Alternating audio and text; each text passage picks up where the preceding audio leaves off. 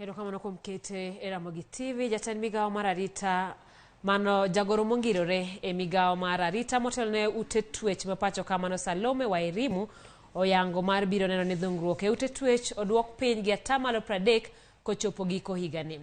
Salome mane otimo limbe mare mokwongo motimo e ute twech nyaka ne obede komno wacho ni gibiro tiyo kanyakla kod migepe mopogore nyaka mago ma ok mag piny owacho e neno ni gimedo bero ngima jotwech ka giketo lwasi makare. Ewi mano koni gidhi nyime kod loso odundu mag minyaga mag ute twech mabende gin achiel kuom gigo mamedo lilo alwora kalore ni ok osebed ka olosgi kaka owinjore.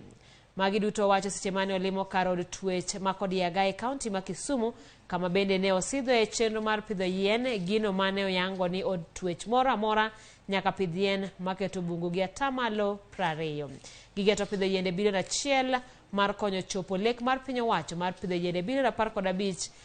e pacho ka mar kedo kod midhiero mikelo kod lwasi lokruok e kod lwasi. Is to see the state of the prisons in Kenya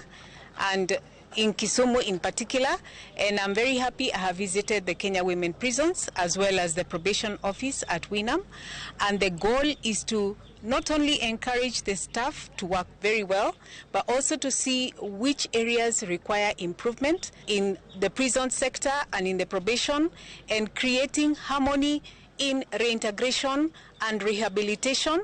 of all prisoners and all convicted persons into society. And one of the reasons why I have visited is to ensure that the industries that are here are well equipped, are